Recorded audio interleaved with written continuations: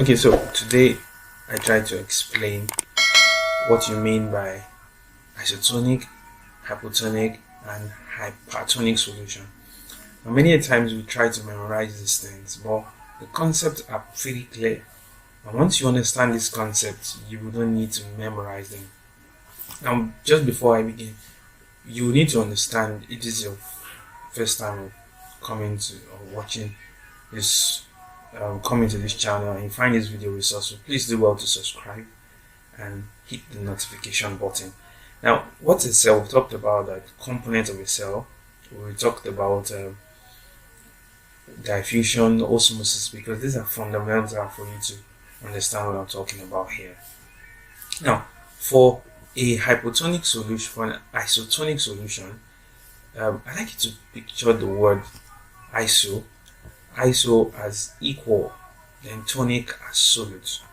Now, if you talk about isotonic solution, when a cell, what happens when a cell is placed in an isotonic solution? When a cell is placed in an isotonic solution, like you've seen here, now in this solution, we have equal amount of solute and solvent. Or look at it this way. In other words, I'm trying to say that the amount of solute here and that on the water, just imagine water, yes, those solvent here, they are equal. So there is literally nothing. The system is said to be in equilibrium. Okay, and because it's in equilibrium, there's virtually no transfer of solute or solvent due to osmosis. That means the osmotic pressure or the gradient is zero, and because of that, since the gradient is zero, there will be no net flow of solution of the solution, this isotonic solution, to the cell. They are the same. I like to use the electrical word potential. So there is no flow of water from the solution, this isotonic solution, to the cell. Maybe I should draw the cell out. So there is no net flow of stuff from here to this place because they are the same solute solution. Imagine, because now, however, there might be a movement of substance, but they are going to be eventually equilibrium. Now, this state where there is no net flow or movement of solute or solvent, as it were, or water particularly, leads to a state what we call flaccidity. Flaccidity. What's the term flaccid? Now, then we said the cell is said to be flaccid. Now, when flaccidity is a state whereby there is no net flow, that means the concentration of the solutes in the solution and that of the solutes in the cell, they are at this equilibrium. That means they are equal. There is no net flow of solute or solvent from the solution to the cell. This cell is said to be what? Flaccid. That is what we mean by the term flaccidity.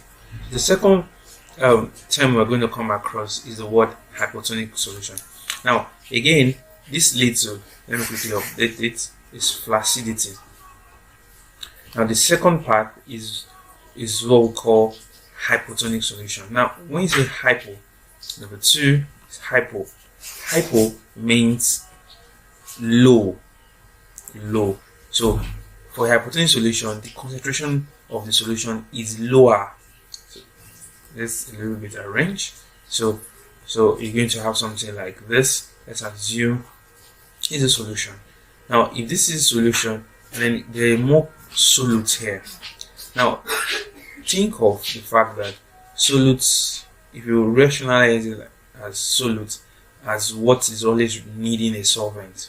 Like, just imagine that I am going to put, just imagine them as water absorbents. So they have low concentration of solutes here. There's going to be So since there is low amount of solid here, what will happen is that there's going to be more water. So low amount of solid, more water is going to be paramount here, like maybe 60, 70 or 80%. There's going to be more water. Now picture, if you place a cell into this kind of solution and you have more water and less absorbent material, what you're going to have is that the water is going to flow, because here there's going to always be a flow. That's the truth. Here there's going to be more water packing into the cell, because the system is not in equilibrium. There's more water here than in the cell. So in an attempt to balance this whole thing, when the cell is placed into it, water is going to move from this place, from this hypotonic solution to the cell, and thereby, of course, through the process called osmosis. Now, what will the resultant of it is that the cell begins to swell.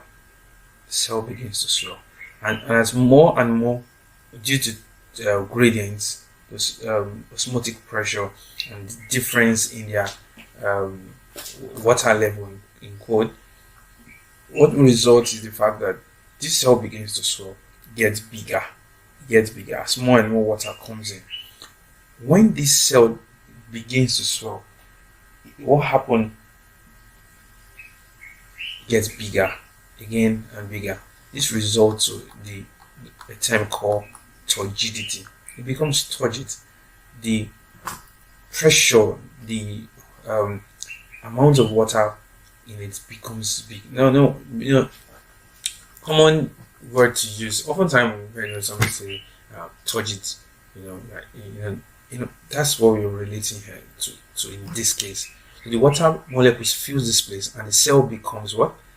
Turgid. That is what we call turgidity. So in case you happen to say that which of this solution leads to turgidity, is a hypotonic solution. Hypotonic solution leads to turgidity. You need to never forget that. So it leads to a cell being turgid, or primarily it leads to turgidity. Isotonic solution leads to flaccidity. I already explained what that is. Now the third case, I'm sure your guess is as good as mine. Hyper. When is somebody is hyper, it says too much. Some people have this extra energy to do stuff. Hyper child, hyperactive, excess, going overboard. So for the third case, when you have hyper, there is actually high amount of solute. Hypertonic, high solute. Now, I told you to picture a solute as water absorbent stuff. So if I have more solute, right? So more solute here, and they are craving for water. Just imagine being thrown, like, maybe because my name is Daniel, being thrown into the lion's den, where you have hungry lions. But if you're not a Daniel, you're going to experience that a life transforming experience from them. You understand? You're going to be torn apart, and I'm sure you'll not remain the same when you're about to be excavated from that place. I said if you're not a Daniel, but if you're a Daniel, fine. Alright, just kidding. Back to what we're saying. So when we say hypertonic solution, the solution has excess solutes. So what happened? And because I said these solutes, picture them as absorbent material. When you place a cell, let's say if I place a cell here, let's say I want to place a cell inside this solution, imagine it here. What will happen is that because you already have less water and the system wants to balance itself, what will happen? It will begin to drain water out of this cell. It will begin to drain water out of the cell, particularly the cell sap, right? The cell sap of it, such that to the point that it has wrecked it. You might have friends like that who are life soccer. They just take most of it. First, usually it first starts from the cytoplasm, and then water will also now begin to go out from the vacuole. So we can say this process or this act is called what? Plasmolysis. Plasmolysis. Plasmolysis. So plasmolysis is therefore the shrinkage of the vacuole and pulling away of the cytoplasmic lining from the cell wall when a plant cell is placed in more concentrated salt solution, or generally is placed in a concentrated solution. A concentrated solution is one that has more solutes than it has solvents. So when the cell is placed in a concentrated solution, plasmolysis occurs. Again, iso means equal solute. So there's equilibrium, no flow. That's flaccidity. For hypotonic solution, there's more water. So when the cell is placed there, it becomes turgid. For hypertonic solution, hyper means what? High amount of solute. Tonic means solute, hyper means high. So when you have that system and you go to place a cell inside, it's going to draw water from the cell. It's going to draw water continuously. The solution will draw water, and when it does that continuously, what happens? The cell will shrink. Right? The vacuole, the sap, those water content of it is going to shrink, and the resultant effect of that will be what we call plasmolysis. So we can already understand what plasmolysis is, turgidity is, and flaccidity. Please, you really don't need to cram it. It's quite interesting how people leave this basic thing and tend to memorize stuff. But if you understand it, you can explain it in your own way, in your own system, and your own style. Remember, I kept using the word osmosis. I've explained it in another video. Please look for it, maybe in my channel. Do well to subscribe. And most importantly, I say it's always good to read. Go through these things again, so you happen to understand it, and it becomes easier and simple. Again, like what's the content and you like to help us grow faster, please do well to subscribe and help the ministry. Until I see you again, bye for now.